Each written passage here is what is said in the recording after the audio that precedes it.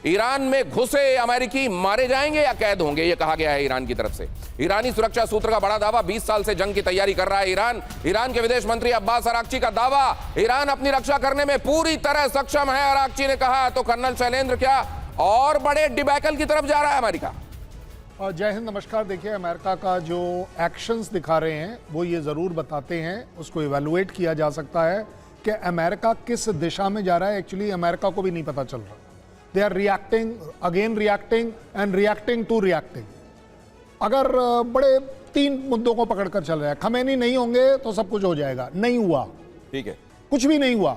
ठीक है, उनका है खमैनी रिजाइम नहीं होगी। खमैनी रिजाइम जाते हुए कहीं दूर दूर तक नजर नहीं आ रही, इंडिकेटर नहीं है। राइट। जहां तक तीसरा जो बड़ा मुद्दा है, दैट इज द न्यूक्लियर।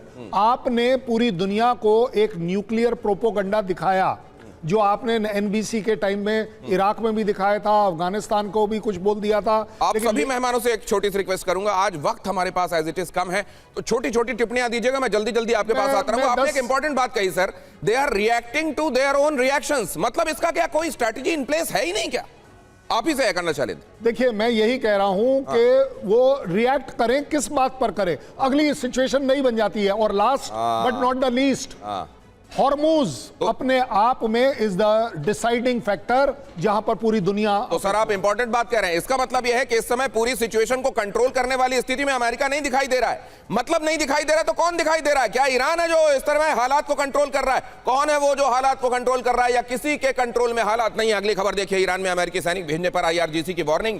दशकों से इस पल का इंतजार कर रहा है आईआरजीसी। ईरान इसी पल का इंतजार कर रहा है। अमेरिकी सैनिकों के खिलाफ पूरी तैयारी, आईआरजीसी ने कहा, ईरान ने कहा हर मोर्चे पर जवाब देंगे। अगर ग्राउंड ऑपरेशन शुरू हुए संजय भारद्वाज सर, तो क्या वाकई ईरान भारी पड़ेगा, या अब ईरान की कमर टूट पड़ी है, अब ग्राउंड ऑपरेशन के लिए सही वक्त है?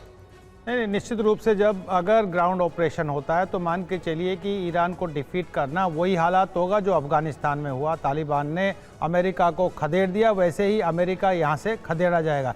लेकिन सबसे बड़ा जो चिंता का विषय मुझे, जो मैं पढ़ रहा था, मैं देख रहा था कि इजराइल में ये चिंता है कि कहीं ऐसा नहीं हो कि इन सब हड़बड़ाहट में अमेरिका युद्ध ही रोक दे, और युद्ध रोक दे तो आप ना इधर के रहे ना उधर के रहे। तो इजराइल लॉबी पूरी एक्टिवली अमेरिका में काम कर रही है कि आप बूट्स ऑन ग्राउंड भेजिए, आप युद्ध को कंटिन्यू रखिए, आप उनका न्यूक्लियर प्रोग्राम खत्म कीजिए, उनका लीडरशिप खत्म कीजिए। लेकिन अमेरिका बेचारा कुछ नहीं कर पा रहा। आप ये बात मान के चलिए कि ये बिल्कुल गले की हड्डी अमेरिका के लिए बन गई, जैसे अफगानिस्तान में बनी थी। और ये ना केवल अमेरिका के लिए बल्कि पूरे मिडिल ईस्ट के लिए एक बहुत मुश्किल काम खड़ा कर दिया कि पूरा मिडिल ईस्ट में जो एक तरीके से एक ऑर्डर बना हुआ था, उस ऑर्डर को उसको डिसऑर्डर कर दिया। और देखना ये बहुत महंगा पड़ेगा, ना केवल मिडिल ईस्ट को, बाकी दुनिया को भी। पूरी दुनिया को ये महंगा पड़ने वाला है। ईरान ये इंश्योर कर देगा कि अगर बूट्स ऑन द ग्राउंड गए तो ये और लंबा खींचेगा, जितना लंबा खींचेगा दुनिया के लिए दुश्वारी उतनी बढ़ती जाएगी।